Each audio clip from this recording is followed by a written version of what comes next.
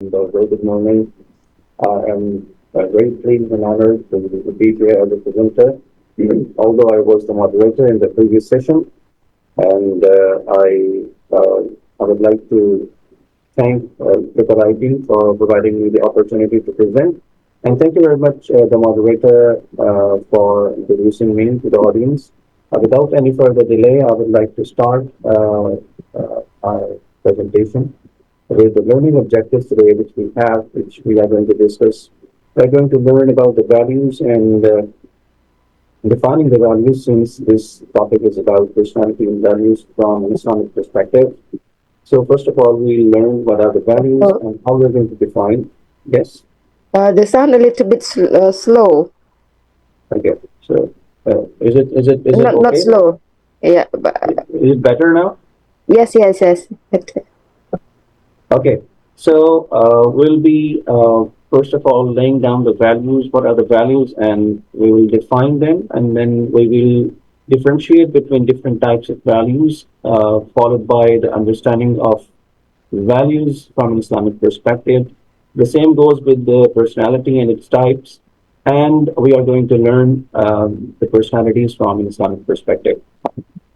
So the very first question, if you see the slide, the very first question is, which I name as $1 million question: how personality is developed. And if you see, I have highlighted personality in different shades, in different colors. The reason behind is that as a student of social psychology, I have not seen one single personality so far in my entire life who is very similar to another. Yes, there are many similar traits, but the personalities per se are not that similar. There are certain differences. And why there are differences, and why there are, you can say, a lot of different differences in their thinking patterns, the way they behave, is because their situation is different. This is the second question that leads to the same scenario, that does situation change our values? Does situation change our personality, or has any impact on our personality? So, if I explain a little scenario, imagine that if just a case of imagination, but just a hypothetical question. Uh, if someone is looking at a uh, on a roadside or a rail side where five people are eating on the roadside, and a big trolley or big truck is about to hit them, and you have to save them, save these five people, but you are despite you try your best, you are not able to save them. Um, this is one situation because you wanted to try, but you can't save all five of them. Yes, you can save one or two, but you can't save five because the truck is a high speed truck, and it is coming, and like abrupt running of the truck, it can hit any time to the innocent people who are sitting on the roadside to eat something. And the entire situation changes when your son or your daughter is there, because earlier you were thinking about them, but you are not thinking too much about them, and you are not thinking out of the box about them, because there were no feelings or emotional attachment associated with those strangers. But the moment you know that your son is among those five people, then you start, your heart races a lot, and then your mind start thinking out of the box. I should do something extraordinary. So this is the importance of situation. The moment situation changes, the moment our decisions change, and so as our personality and so as our underlying values. Now, as a Muslim, we know that there are two basic sources of knowledge. One is called divine knowledge, which is a knowledge straight away given by Allah subhanahu wa ta'ala. And the second knowledge is the acquired knowledge. And the acquired knowledge is the one which humans acquire by scientific developments. Of course, the divine knowledge and the acquired knowledge both are compulsory as Allah subhanahu wa ta'ala through Rasulullah mentions that طلب العلم فريضة على كل مسلم ومسلمة.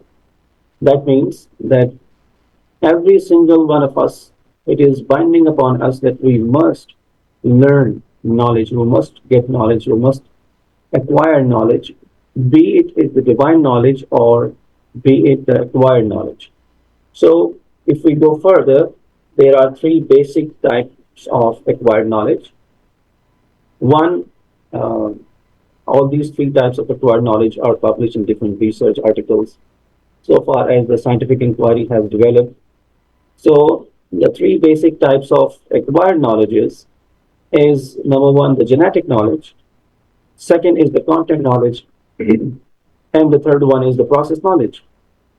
Now, the genetic knowledge is the one which we receive right at the inception once the zygote is formed. Those who know biology or those who have some understanding what zygote is the embryo when the sperms and the whenever the sperms enter into the womb of the mother, and that forms an egg, and that forms basically the baseline of the baby formation. At that time, all the genes, all the knowledge through genes is transferred to the baby. But this knowledge cannot be more than 50% because Allah subhanahu wa ta'ala has made every single human being different. So as um, our body, our faces, even the thumbprints are different. No two human beings are same. Um, I don't know. There are theories about 1 in a million or 2 in a million, but the thumbprints are not even same. So this is the genetic knowledge which differentiates each one of us from from each other. The second is the content knowledge. Now there comes the important part about the content knowledge. Since I have seen the twins and the triplets, sometimes the parents have triplets, sometimes the parents have twin babies. The twin babies, even they are not same. And why I am emphasizing on the content and the process knowledge, because as a human, we have different understanding. As a human, we have different preferences. As a human, we have different taste, different habits. And all these things are different as far as the content we see, as the content we go through in our life. The shared experience, the lived experience is different always. The content is different from process because even the two babies, those are twins, it is highly unlikely that they go through the same process, they have the similar friends, they wear the same clothes or the same color they like. So it's very different. All these three things make us what we are at the moment. The genetic knowledge which we have received from our parents, the content knowledge which we have gone through our life, and the process knowledge through all the processes which we have gone through our lives. So all these three things, it's basically a worldview, the way we see the world. And here comes the important part, which will be covered later on in some other weeks, in some other sessions, where the two humans got into conflict. And why they got into conflict? Because most of the times the underlying value or the underlying preferences are not same. Sometimes they think that this can be done this way, but the other person thinks otherwise. Why? Because again, his genetic content and process knowledge is different. The kind of process or the whole the mechanistic person or the mechanism in the brain of that person is developed this way that he thinks the way he is doing is best. He's learned that from his surrounding, from the content and process. So this is how our values are established. So if we are going to define what values are, So values basically are the basic convictions about what is right, good, or desirable. And we see uh, each one of us is different in terms of what we think is right, what we think is good, or what we think is desirable. But there are different value systems in each society, and each society is different because the combination of different values, the combinations of different individuals form a society. And since a society is made because every single individual interact and react to a certain situation, we have a combination of values. So there are certain values which are laid down. These values are derived from certain norms. And what are norms? Norms are the normal practices. The normal practices which we practice every single day, so that, or so much so, that all the people in our surrounding, all the people in that particular society, they get accustomed to perform that specific thing in that specific way. And whenever there is a violation of that normal practice, we start feeling that there is a violation of the value. This is how the value system is so important in our society. But since we are talking about organizational behavior, the values within the organization, so the values within the organization are also important because once again, the organization provides a specific environment and ambience. And every single organization is different. The same way, every single country is different, or every single society is different. Even in Malaysia, there are three different sets of values laid by Malays, Chinese, and Indians. All these three uh, important ethnic backgrounds, they have different values rooted in um, their forefathers, or rooted in the practices in their social circumstances. So the values are different in each organization, depending upon the number of people, depending upon the size of the organization, depending upon the structure, depending upon the nature of activity which the organization carries out. And values lay the foundation of understanding of attitudes and motivation. Why? Because values establish that how much one person is going to push himself or herself in attainment of a specific goal. Values will determine that how good or bad my attitude will be, because attitude never comes alone. Attitude always comes along with an attitudinal object. Your attitude towards your parents is different, and your attitude towards your siblings is different. Your attitude towards a shopkeeper or a storekeeper is different.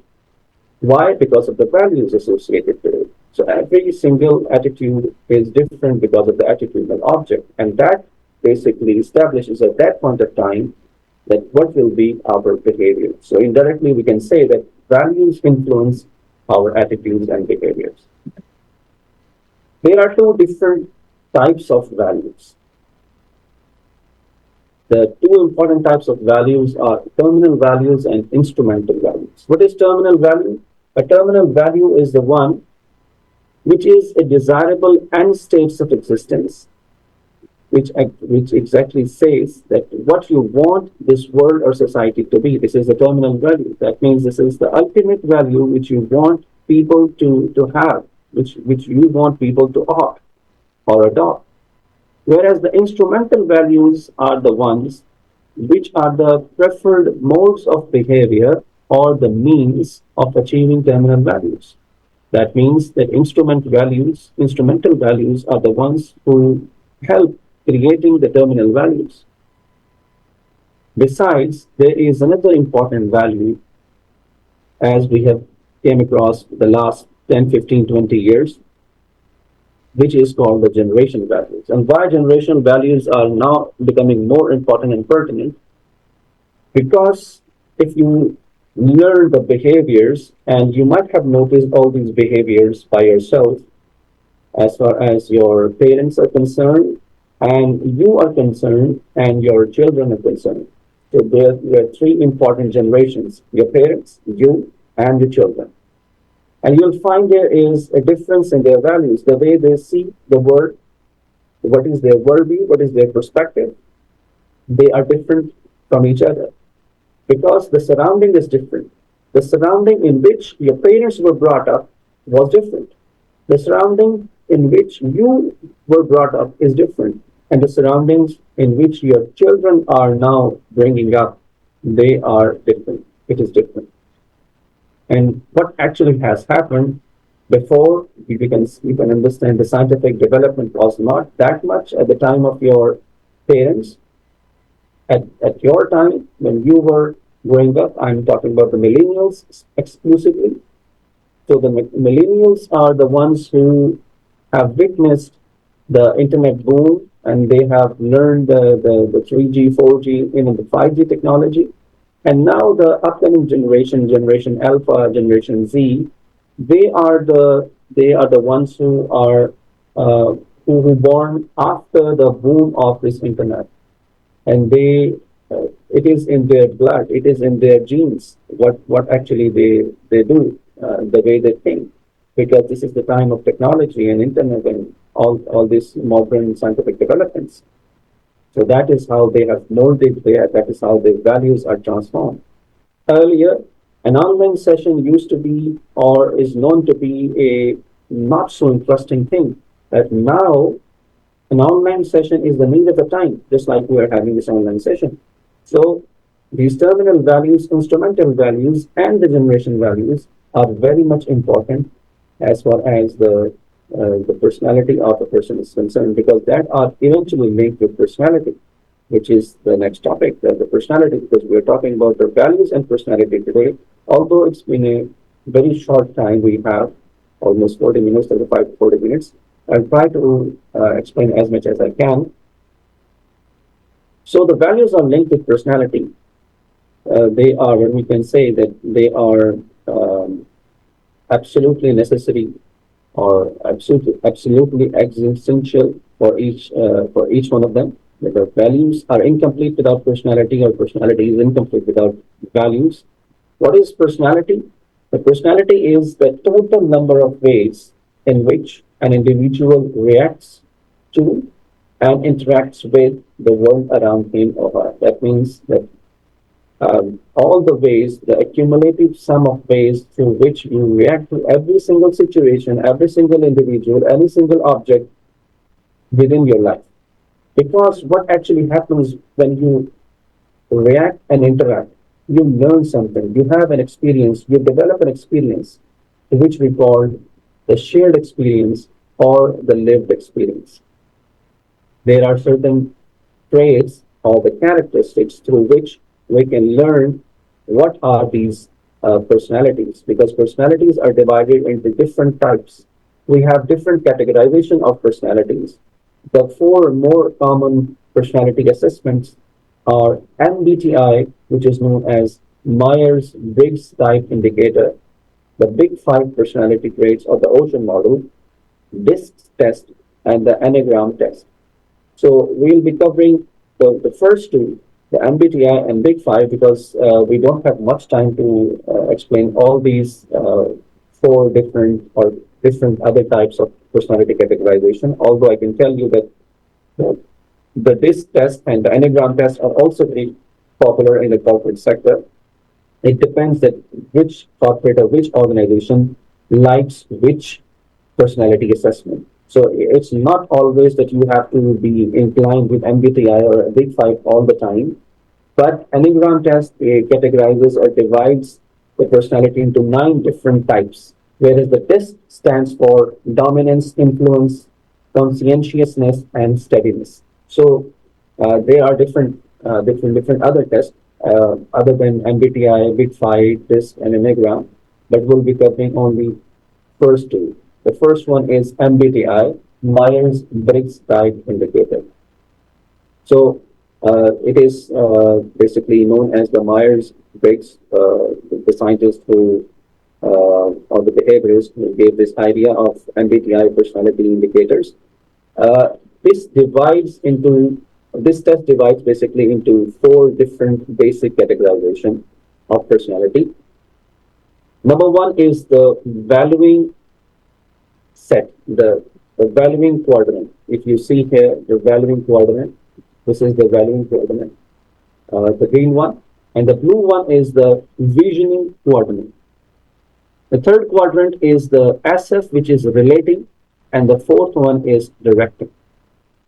And we have uh, four different criteria. Number one is the personal criteria. The second one is the possible criteria. The third one is the logical criteria, and the fourth one is the present criteria. And out of these, MBTI, we have 16 different personality types.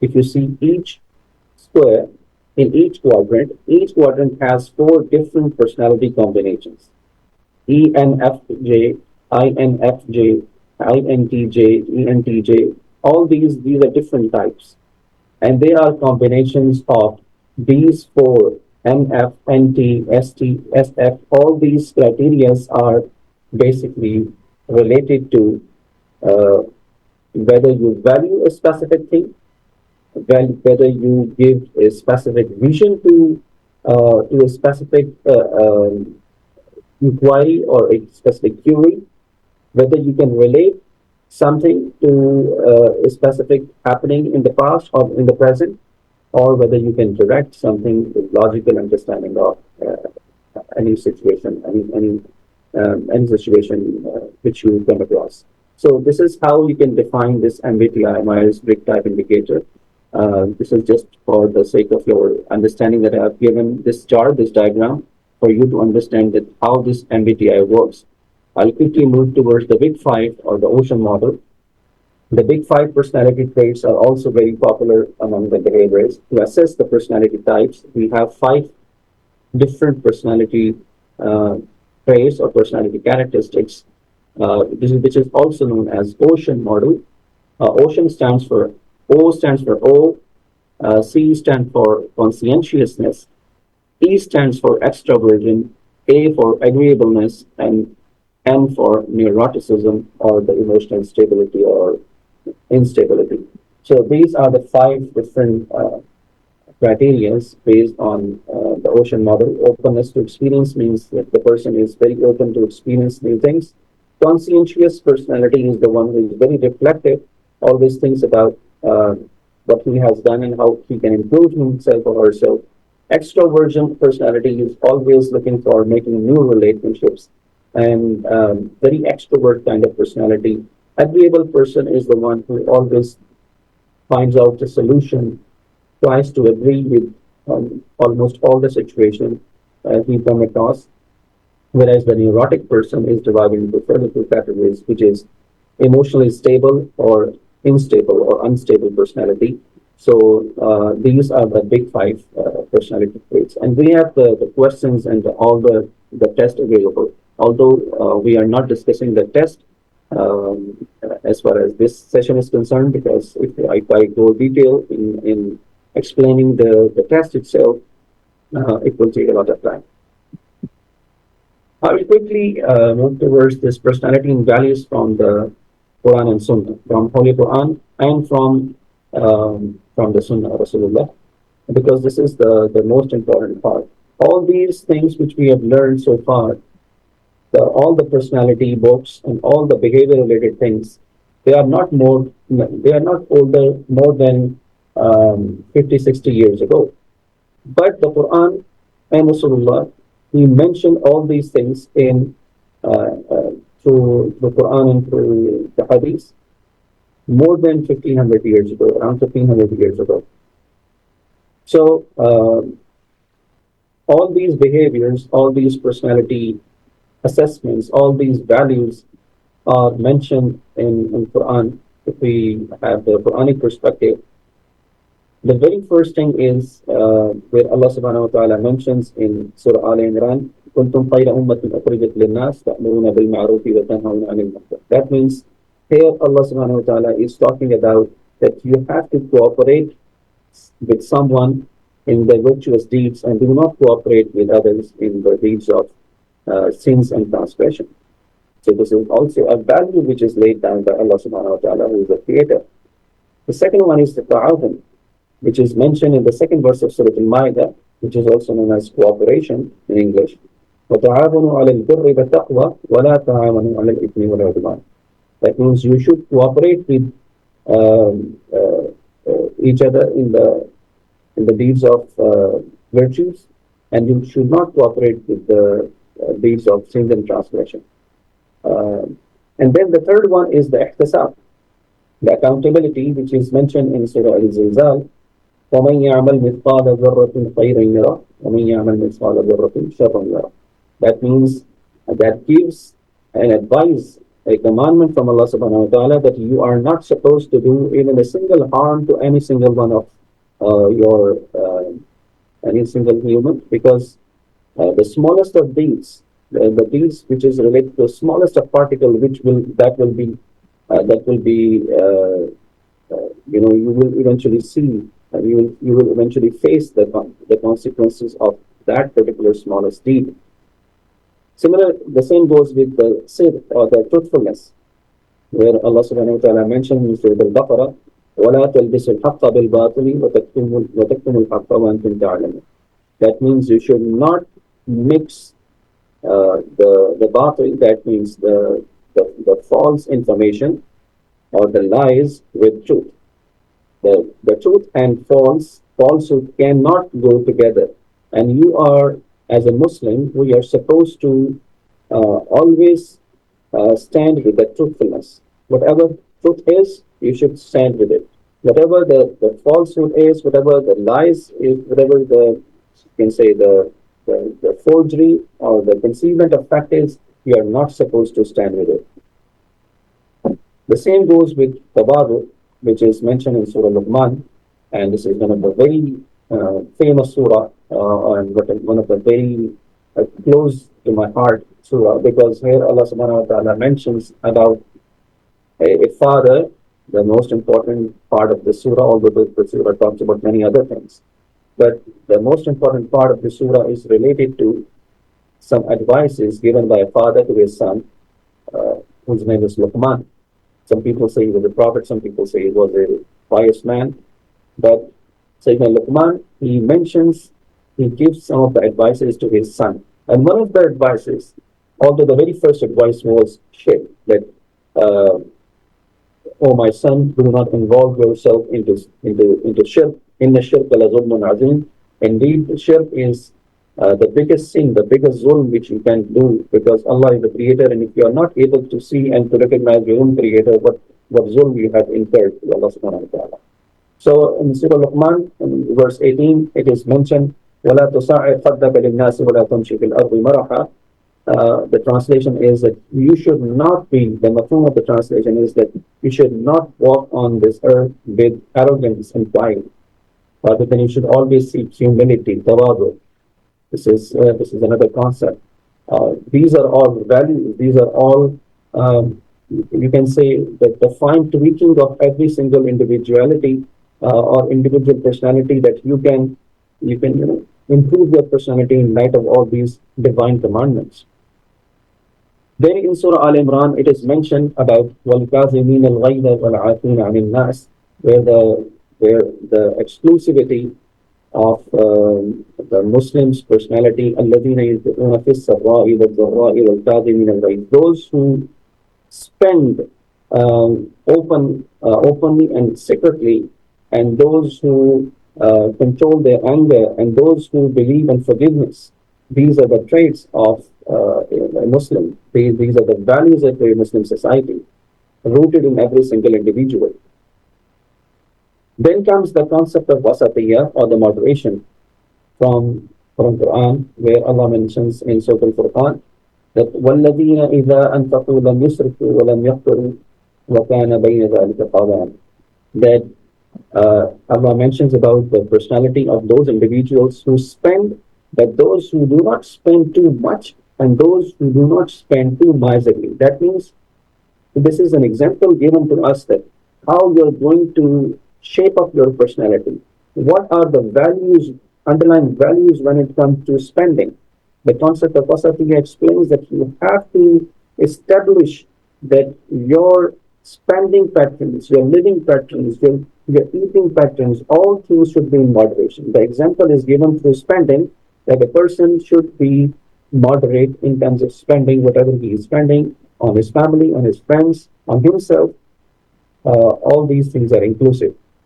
Then another very important thing which is called riba, or the backbiting, and which is mentioned in Surah Hujarat, and Surah Hujarat is also is full of commandments, where Allah mentions, Ya ayyuhalladhina amanu ijtanibu kathiran min adh-dhann inna ba'da dhanni ith. Uh, what is the meaning? What is the mafhum?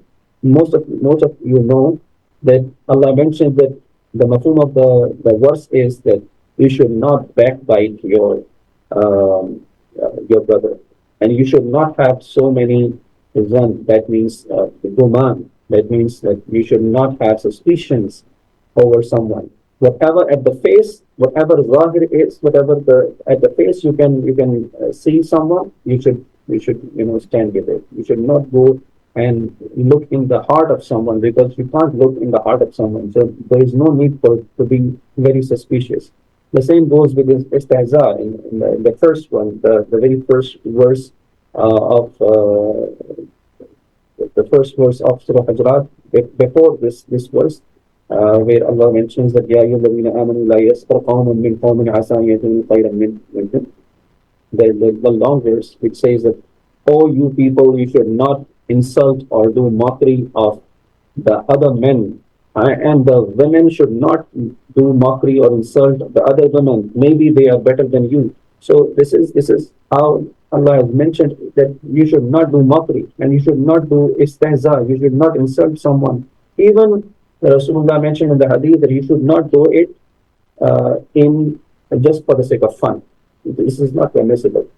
And the last one from the Quran, although there are a lot of verses, I can gather a lot of references from the Quran and Sunnah, but of course I am time bound, so I would only give a very few, which is the Fahisha, where Allah is mentioned in Surah Isra about the zina, the adultery, the fornication.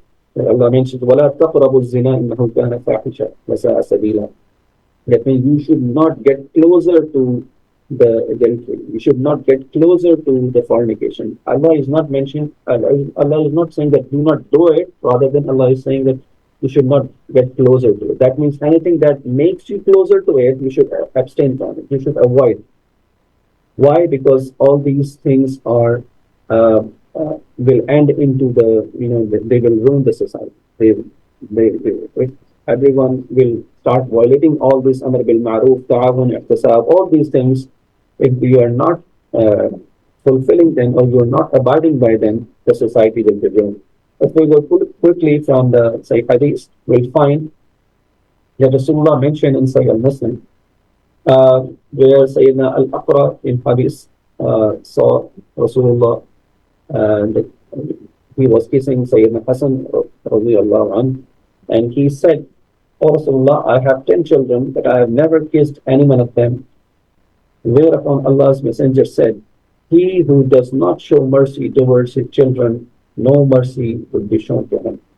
So, if you see the entire deen, the khulasa or the summary of the deen is kindness and compassion.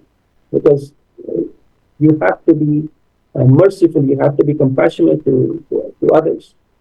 The same way, Sahih Muslim 1844, it says, whoever would love to be delivered from hellfire and admitted into paradise, let him meet his end faith in Allah and the last day, and let him treat people as he would love to be treated himself.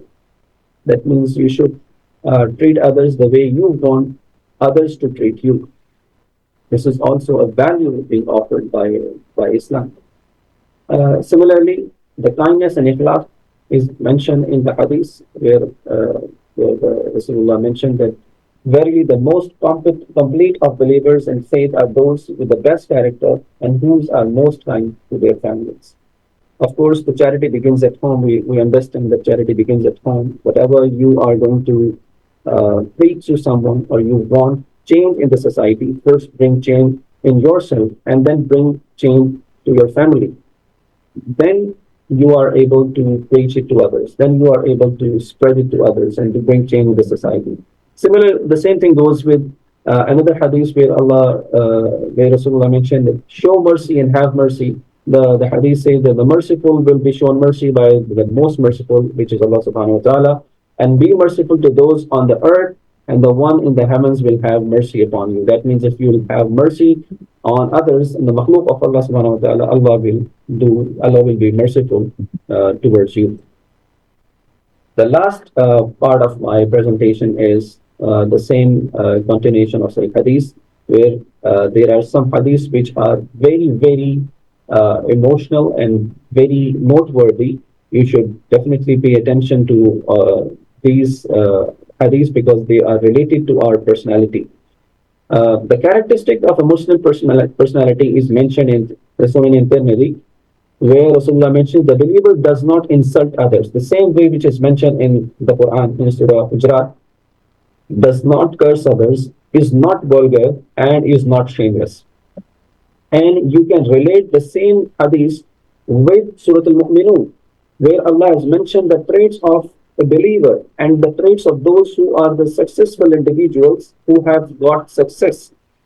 قد أفلح المؤمنون الذين هم في صلاتهم خاشعون. Those who always bring khushu to their salah, those who do not say a word of fahisha, or those who do not say a vulgar word from their tongue, and those who are not shameless, and those who do not insult others. All these things are also mentioned in the Quran, the same way it is mentioned in Surah Tirmidhi. And then keeping a smiling face. In the same Tirmidhi, 1970, it is mentioned, every good deed is charity. Verily, it is a good deed to meet your brother with a cheerful face. If you not, it is sadaqah if you meet your brother or if you meet your sister with a smiling face. Carry a smiling face. Then keep your tongue and hands away from people. And which is mentioned in the Sahih Hadith.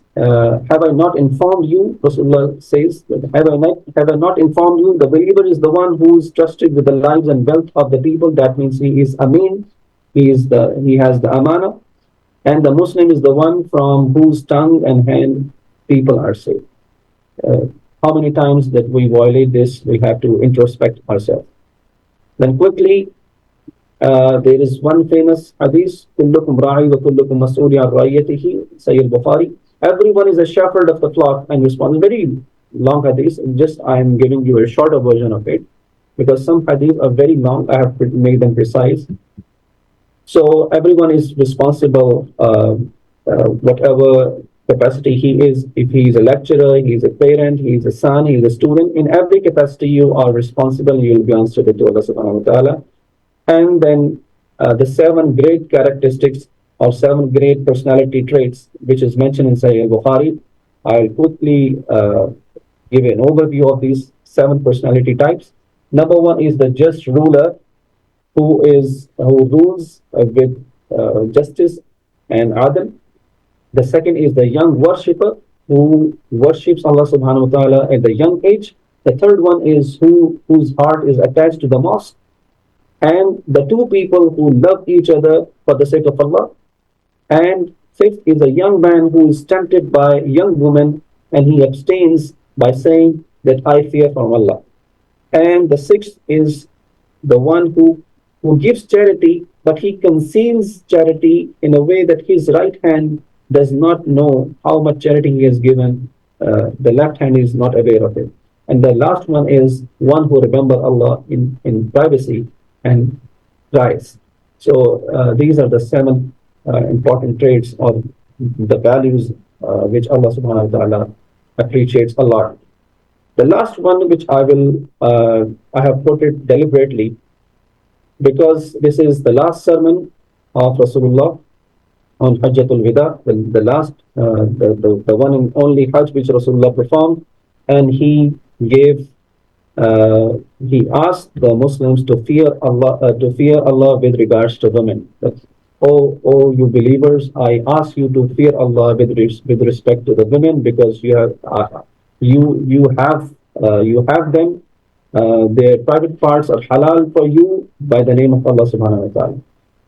Similarly, the same goes with your mother. Your mother is so important that a person came to Rasulullah and he asked, whom should I serve the most? And Rasulullah said, your mother 3 times. So the women in all aspects, be it your spouse, be it your mother, be it your daughter, in every single capacity, the women, we should always, try to protect them, try to fulfill their obligations. And of course, the same goes with the women that they should protect the rights and the duties towards men. So that's all for today's presentation. I had to be very precise, I know, because the time is very short. If you have any questions, you're more than welcome.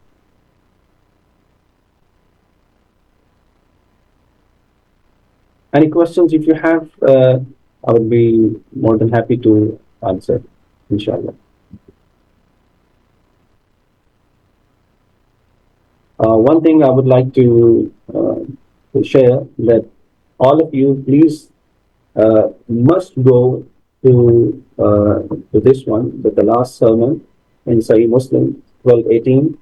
You should definitely go and read the long hadith. It's a very, very long hadith. I've only taken one part of it with regards to women, but you should always go and read this.